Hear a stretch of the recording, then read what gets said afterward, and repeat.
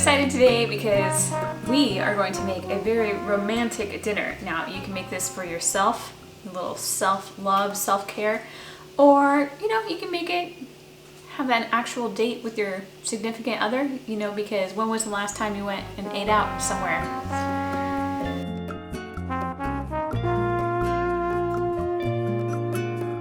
Hi everybody, welcome to my channel. I'm Sarah and this is Low-Sal-Life, where we talk about anything related to salicylate intolerance and sometimes dabble a little bit in amines.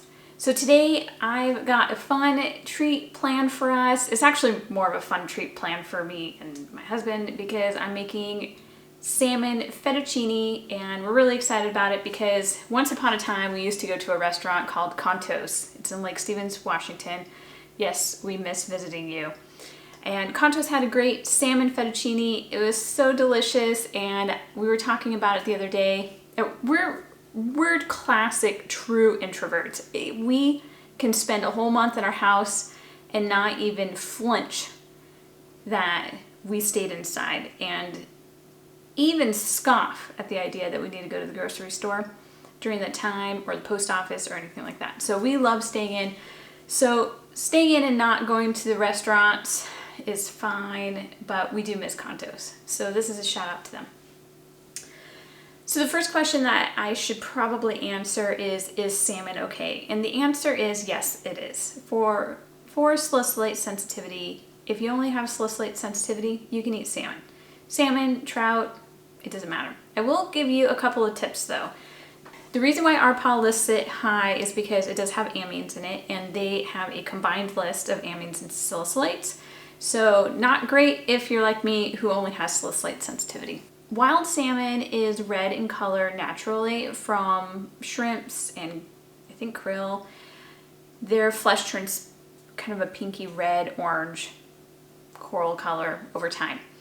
And they have this migratory process and everything. So their flesh is naturally pinky red. Farmed salmon uses dyes because they're not going out to the ocean and eating a wild diet. So they don't get those red pigments in their flesh. And so they will have color added. So I'm not saying that all color has salicylates. For example, annatto is one that actually makes me break out in little hives in my mouth. That one is not a salicylate. It doesn't even have a benzene ring in it. It looks like this, like the molecular structure, but that one is a natural color, and I am sensitive to it. So some people are really sensitive to colors. So that might be one reason why you could have a reaction. Another reason why you probably want to avoid salmon is because if you get canned salmon, sometimes it's really hard to find a salmon that's not in a broth or with spices added, or maybe outside of an oil. So those might be some things that you want to avoid when looking for canned salmon. I am able to find a pink salmon that's only on water, so I'll get that if it's canned. And the last reason why you might want to avoid salmon is if it's smoked. I've noticed that there's a couple of salmons that they'll, smoked salmon, that they'll advertise as smoked with birchwood, and I've had really bad reactions from birchwood. But yeah, you don't know what kind of wood, or if the bark's a part of it, and what kind of salicylates are in that smoke. All right, so this meal you can use salmon, you can use shrimp, you can use lobster. That sounds really good, but we're gonna just stick with, I actually got steelhead. I'm just gonna put it on a cookie sheet and line it with foil for an easy cleanup. Put the salmon or steelhead on there. I'm going to put a little bit of butter on top just for a little bit of fat.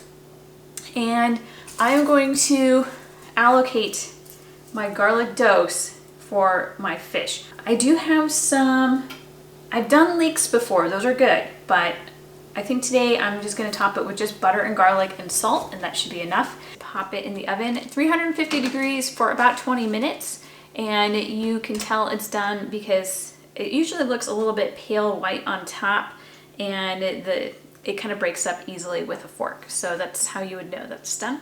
The sauce we're gonna make is a kind of a hybrid between like a white roux that I would make for like a cheese sauce, a white cheese sauce, like for macaroni and cheese, and a true Alfredo sauce, which would use just butter and cream and garlic and Parmesan. And then we'll talk about the sauce. I've got water boiling on the stove, and so we can get the noodles started, and the sauce is really fast. It takes about 7-8 minutes to do. These noodles take 10 minutes to cook, so I'm gonna drop those in. The sauce, like I said, goes really quickly. Next, we're gonna melt 3 tablespoons of butter. Now, I only use salted butter. That's what I recommend. If it's not salty enough at the end, then add more salt. Next, I'm going to add 3 tablespoons of flour. If you're gluten-free, you can use a rice flour or a flour substitute for that. If you're keto, you can just eliminate the flour and use heavy cream instead of milk. I have goat milk, so that's what I'm gonna use. It's really actually quite creamy and cooked good. We made pudding the other day and it turned out amazing. So 1.5 cups of milk, and you can kind of eyeball this. Sometimes it doesn't always come out perfect, so I try and range between 1 cup of milk and 2 cups of milk, and it just depends on what you're cooking with.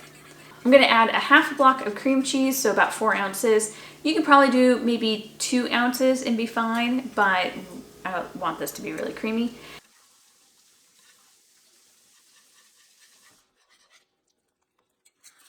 Take care of that, mix that in nicely, and then you'll probably add 1 more half cup just to kind of dilute it so it's a little bit more liquidy. And then we're going to add about 1/2 cup of grated Parmesan. So, you know, probably 2 tablespoons of Parmesan before it's grated. And then after it's all mixed together, then you will taste it and add some salt to your liking.